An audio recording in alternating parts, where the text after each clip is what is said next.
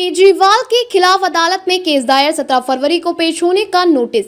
सोनीपत हरियाणा के रास्ते दिल्ली जाने वाले यमुना नदी के पानी में जहर मिलाने संबंधी अरविंद केजरीवाल के बयान पर हरियाणा सरकार ने कड़ा संज्ञान लिया है।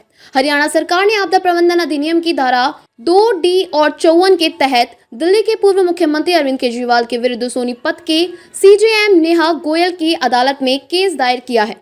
कोर्ट में मामला में अगली सुनवाई के लिए 17 फरवरी की तारीख तय करते हुए केजरीवाल को पेश होने का नोटिस जारी किया है। वाटर सर्विस डिवीजन राय के कार्यकारी अभियंता आशीष कौशिक की शिकायत पर केस दर्ज किया गया है। झूठी चेतावनी जारी करने पर सजा का प्राविधान। राजस्व एवं आपदा प्रबंधक मंत्री विपुल गोयल ने कहा कि उनके विरुद्ध क्रिमिनल धाराओं में केस दायर किया जा रहा है।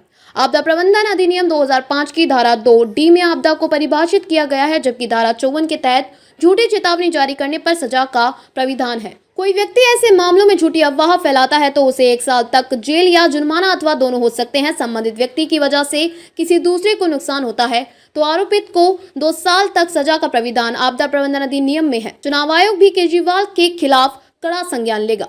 चंडीगढ़ में विपुल गोयल ने कहा कि अरविंद केजरीवाल का बयान बेतुका और भ्रमित करने वाला है। इस प्रकार की घटिया और गैर जिम्मेदाराना बयान के लिए चुनाव आयोग भी केजरीवाल के खिलाफ कड़ा संज्ञान लेगा। हरियाणा पर यमुना के पानी में जहर मिलाने का आरोप लगाकर केजरीवाल ने घटिया राजनीति की है। उनके विरुद्ध हरियाणा सरकार कानूनी कार्यवाही कर रही है। राजस्व एवं आपदा प्रबंधन मंत्री ने कहा कि जो पानी दिल्ली को सप्लाई किया जा रहा है वह राष्ट्रपति, प्रधानमंत्री और केंद्रीय मंत्री भी पीते हैं। केजरीवाल ने यह बयान देकर दिल्ली ही नहीं हरियाणा की जनता में भी बह फैलाने का काम किया है। दिल्ली सरकार यमुना को स्वच्छ बनाने में पूरी तरह विफल रही है। जनता यमुना नदी को मानती है आराध्य। चुनाव में अपनी साख बचाने के लिए अरविंद केजरीवाल ने हरियाणा की जनता पर शर्मनाक और निराधार आरोप लगाए हैं। हरियाणा की जनता यमुना नदी को आराध्य मानती है। इस प्रकार का मिथ्या प्रचार न केवल हरियाणा का अपमान है बल्कि दिल्ली के लोगों को गुमराह करने की साजिश भी है। मंत्री ने बताया कि दिल्ली के 37 सीवेज ट्रीटमेंट प्लांट में से केवल 17 ही चालू हैं। यह दिल्ली सरकार की अक्षमता और यमुना नदी की दुर्दशा के लिए उनकी गैर जिम्मेदारी को दिखाता है। दिल्ली सरकार के इस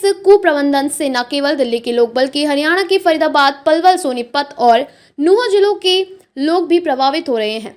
आपदा प्रबंधन अधिनियम में 11 अध्याय और 79 धाराएं। आपदा प्रबंधन अधिनियम के तहत अदालत में केस दायर करने पर अदालत मामले की सुनवाई करेगी और फैसला सुनाएगी। आपदा प्रबंधन से जुड़े मामलों में अदालत में रीट याचिका दायर करने का प्राविधान है। आपदा प्रबंधक अधिनियम 2005 में 11 अध्याय और 69 धाराएं। इस अधिनियम के तहत राष्ट्रीय आपदा प्रबंधन प्राधिकरण NDMA और राज्य आपदा प्रबंधन प्राधिकरण SDMA का गठन किया गया है।